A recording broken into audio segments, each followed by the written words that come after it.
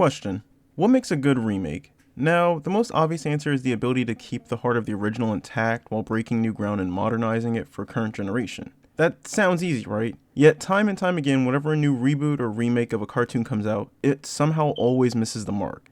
That's not to say there are no good reboots or remakes, it's just that a majority of them tend to miss what makes the show popular. So for every Thundercats 2011, we get a Thundercats Roar. So you can imagine my reaction when around 3-ish years ago, we had the voice of Oscar Proud walking the red carpet of Disney premiere when he stops and announces that Disney is working on reviving the Proud family for a modern time. Hopes were low, and the expectations were set to a bare minimum as I braced myself for what should have been another terrible revival to throw in the ever-growing pile of reboots. Of course, because of reasons, the show was put through its now required time in development hell before releasing on Disney Plus this year. But getting back to the question at hand, the point of a remake or a reboot is to maintain the heart of the original while bringing the show to a new audience. And the Proud family, Louder and Prouder, does that excellently. So let's talk about it. Hello everyone and welcome back to the Void Theater. As always, I'm your ghostly host, Alexander Shade. So like I said, the Proud Family reboot has finally been released to the public, and I'm a huge fan of it. It's not hard for a reboot or remake to really flop hard, so to see one actually take the time to get it right is a nice breath of fresh air. Also, if you're wondering why I keep switching between reboot and remake, it's because I'm not 100% sure what the show actually is. Wikipedia calls it a remake, but I've also seen articles calling it a reboot, while at the same time the show is serving as a sequel to the original. So it's just kind of a mess, all things considered. But weird naming conventions aside, let's talk about the show itself. And because I like keeping things simple, I'll do the same way I did it with the Cuphead review. So we'll start with the good, the meh, the disappointing, or other odd aspects of the show to try and approach this from all sides and present a better understanding of where I'm coming from when it comes to this show. So without further ado, let's put the show on stage and see how it plays out.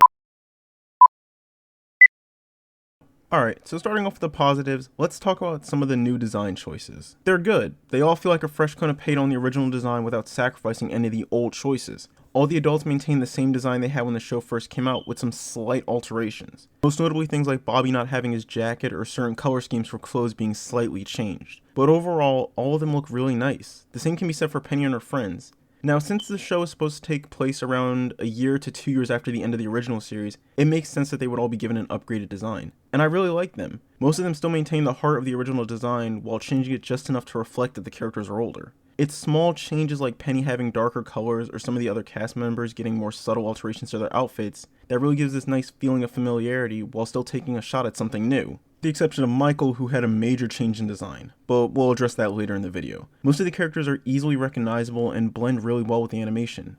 Speaking of, let's talk about the art design and the animation itself. One of the first things you'll notice about the new series is that it's far more fluid in its movements. The show still has that same sense of style it had when it first came out, but overall it just looks and feels way more alive. The colors are far brighter and way more vivid than what they used to be. Though it is worth noting that certain characters can look a bit odd when you compare them to their previous versions.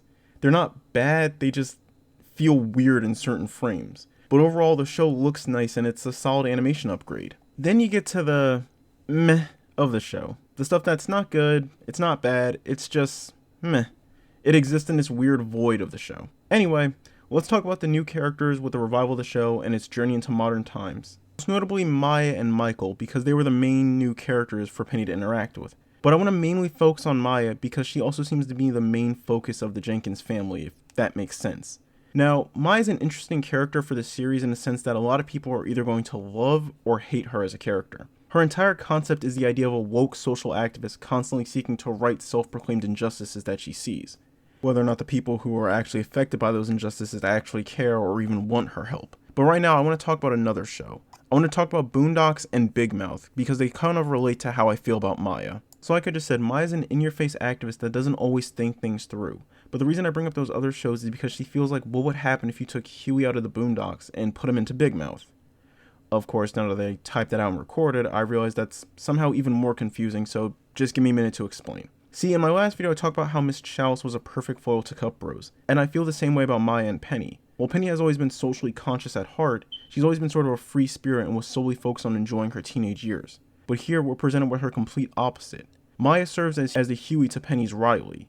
They work as a good balancing act for the show to keep it lighthearted while still focusing on the social issues they want to talk about. And Maya herself is a pretty fun addition to the show, serving as a nice replacement for Sticky, who was cut from the show for various reasons. But what I said earlier still stands. Maya really does feel like a mix of Huey's self-aware activist attitude mixed with the idea of growing up from Big Mouth. Like I said, I feel like Maya is going to be divisive for a big part of the audience because at times she can come off as kind of annoying. But you do have to remember, she's 14. She's at that age here she's trying to make identity for herself. And when you consider the fact that she has the social stigma of not only being adopted, but also being adopted by a gay interracial couple, it makes sense that she will be so socially aware and why become a key part of her identity. I don't think she could work on her own or she might come off as a bit tiresome, but by having her and Penny together, it presents a nice contrast that can be used to cover all the different social issues the show wants to address in later episodes.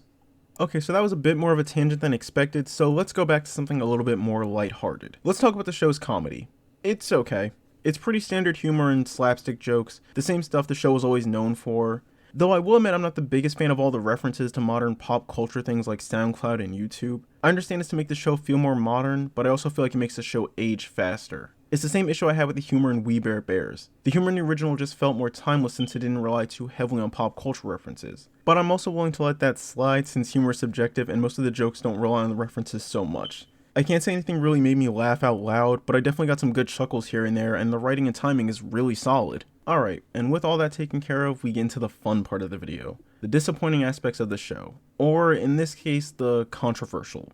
So let's just nip this one in the bud. Yes, the Proud Family reboot is what some people would call woke. And that's not buzzword usage, the actual description for the show consistently mentions that it is woke. As of this writing of the 4 released episode, one focused on the overall theme of social injustice, one focused on the addicting nature of social media, and one deals with the idea of homophobia and acceptance. Of course, that's also not including the inclusion of Michael into the main cast, who is both gay and dresses in a non-binary fashion. So the show definitely tends to touch on a lot of sensitive topics, and obviously some people are going to take some issue with that, or say that it's a departure from the original show. But I disagree. I think that one of the most defining traits for the original show was that it was never afraid to talk about some of the more real topics of the time.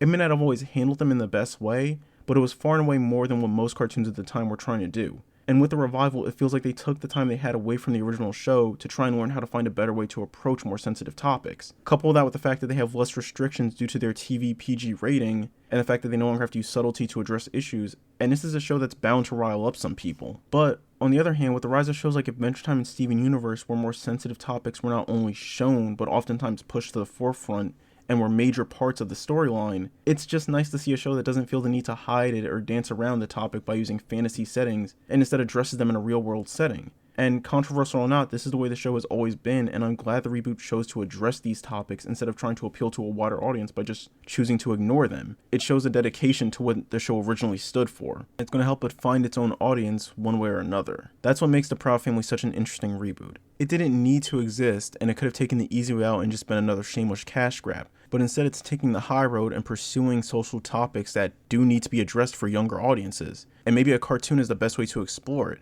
Yeah, it'll drive some people away from the show, but it'll also bring in an audience that'll stick with the show and may even learn some new things from it while treating the topics with the honesty and seriousness they deserve. And for that, I can't wait to see what the show brings in the later seasons. And with that, we close the curtain on the Void Theater review of The Proud Family, Louder and Prouder. So with all that being said, what do I think of the show? Honestly, I think it's one of the best remakes out there. Like I said in the beginning of the video, the point of a remake, reboot, or revival is to take the core concept and the heart of the original and bring it to current times. The issue is typically a lot of remakes tend to sacrifice parts of the show to make it work. But here it feels like the Proud Family picks up right where it left off, just with cleaner visuals and a new, more open cast, and it led to a pretty successful revival of a cult classic Disney show, and it's all the better for it. But as always, with the current closing, allow me to leave you with some questions.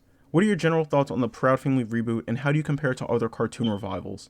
Are there any other topics you'd like to see the show tackle in later seasons? And finally, are there any other old school Disney shows you'd like to see a comeback in revival form? Leave a comment down below, and while you're down there, be sure to like the video and subscribe for more content on the way.